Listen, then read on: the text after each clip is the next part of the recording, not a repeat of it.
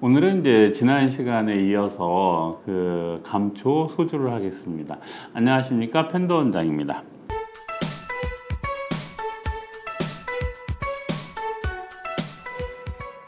별명이 국노라고 합니다. 이제 감초를 여기서 이제 국노라고 얘기를 하는 거는 이렇게 좀 뭐라고 표현해야 되나요? 중매쟁이 뭐 그렇게 해가지고 그 무해무득하게 지난번에 얘기했었죠. 뭐 과항한 것은 좀 잡아 당겨주고 무질른 것은 이제 올려주고 해서 서로 이제 에브리바디 위아 더 월드 뭐 이렇게 하는 식의 역할을 한다라고 해서 이제 국노다라고 이야기를 합니다. 그 말은 태음, 비경, 족걸음, 간경에 들어간다라고 하는데 감초라는 것이 여러 가지 약들과 다 같이 작용을 하려면은요 결과적으로 12경락에 다 작용을 해야 됩니다.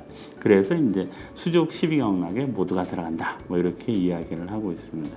원지, 대극, 완화, 감수, 해조를 싫어한다 뭐 이렇게 얘기를 해요. 근데 이제 귀비탕이라는 처방에도 뭐 그 원지가 들어가져 있는데 감초 있습니다. 그래서 원칙적으로는 처음에 이야기해 드린 것처럼 서로 이렇게 공격하는 약제들인 경우에는 같이 써도 됩니다. 그 귀비탕 같은 경우는 그 공격하는 약이 아니고 보호하는 약입니다. 이제 그럼에도 불구하고 그 같이 이렇게 사용을 한 그런 처방도 있습니다. 여기에서 이제 그 돼지고기와 송채를 기한다 이렇게 돼 있어요. 그 돼지고기가 이제 여기서 드디어 나오기 시작을 합니다. 약방의 감초다라고 했었죠. 그렇다라고 하니까 모든 약에는 대부분 그 처방에는 대부분 감초가 들어가는데 감초가 기하는 것이 돼지고기거든요. 그러다 보니까 이게 습관화된 거예요. 그래서 이제 한약 먹을 때 돼지고기 먹으면 안 된다. 뭐 이렇게 얘기를 한 이유가 지대하게 영향을 끼친 게 이제 바로 감초입니다. 그래서 특별하게 소화기가 그 차가워서 돼지고기를 먹지 못하는 사람을 제외하고는 크게 상관은 없어요. 솔직히 뭐 옛날에 뭐 이런 말씀 드리면은 그 여성분들이 좀 싫어할 수 있는데 옛날에는 뭐 피부정 탄다라 그래가지고서는 생리하는 여자는 또 약도 못 다리게끔 뭐 그렇게 했었습니다. 그래서 말이 됩니까 그게? 옛날에 그 한약을 복용을 할 때 금기사항을 다 지키잖아요. 신선이 됩니다. 그래가지고 이제 그런 것들은 그냥 신경 안 쓰셔도 되고요. 소화기가 안 좋으신 분들은 이제 너무 차가운 거, 그 다음에 이제 당연히 밀가루도 별로 소화가 잘 안 되겠죠. 그런 거 좀 피해 주시고 나머지 고기 같은 거 다 드셔도 돼요. 괜찮습니다. 그리고 또 예전에는 이제 냉장고가 없었기 때문에 그 여름에 돼지고기가 그렇게 잘 상합니다. 그래가지고 탈이 많이 났거든요. 그래서 아마 돼지고기를 좀 빼자 뭐 이렇게 얘기를 한 것 같습니다.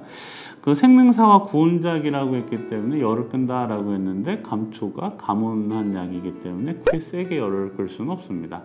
다만 이제 지난번에 얘기했던 것처럼 보중익기탕에 그 열을 끈다, 기울열을 끈다라고 되어 있기 때문에 그 보중익기탕에 감초가 들어가거든요. 그래서 이제 그렇게 하기도 합니다. 그리고 100가지의 약독을 풀어준다라고 해서 그래서 이제 감초가 이제 사용을 한다라고 이야기를 하죠. 그런데 이제 감초가 그러면은 들어가서 작용을 하려면 그러니까 화제약 여러 가지 약재들과 같이 작용을 하려면 당연히 활동 범위가 넓어야 되겠죠. 그래서 이제 앞에 얘기했던 것처럼 뭐 12경락은 다 들어간다 뭐 이렇게 얘기를 했는데 그 부분 때문에 이제 올라가기도 하고 내려가기도 하고 뭐 이렇게 표현을 해준 거죠. 사기도 물리쳐주고 그 목근형이 아픈 것을 치료한다라고 하는데 사실은 목이 아픈 것을 치료하는 것은 뭐 감초만 가지고는 어렵고요. 길경 감초탕 뭐 이렇게 가지고 도라지랑 같이 이렇게 사용을 하기도 합니다. 그 다음에 기를 바르게 한다라고 하면은 당연히 사군자탕에 이제 감초가 들어가니까 그래서 이제 기를 바르게 한다라고 하기도 하고요. 음혈을 보한다라고 하는데 이 부분도 마찬가지입니다. 피를 보충을 할 때는 지난번에 이야기했던 것처럼 온전하게 피만 보충을 할 수는 없고요. 기를 조절을 해주는 약을 같이 사용을 합니다. 그리고 그 국노라고 했었죠.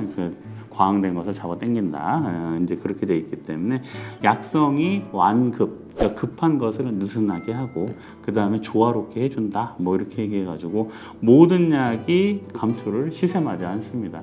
그런데 아까 얘기했듯이 뭐 오하는 거, 그러니까 싫어하는 거, 그 다음에 기하는 거 이런 것들이 있는데 그래서 감초 가지고 너무 이렇게 억압을 해서 사용할 필요는 없고요. 그냥 부드럽고 편하게 사용을 해주시면 됩니다. 그러다 보니까 뜨거운 약과 함께 쓰면은 열을 누그러뜨리고 차가운 약과 함께 쓰면은 역시 또 그 차가운 것을 또 누그러뜨리고 다만 위로 올라가는 거에 감초 쓰는 건 괜찮은데 뭐라 그랬죠? 아래로 내려가는 약에 감초는 좀 빼자.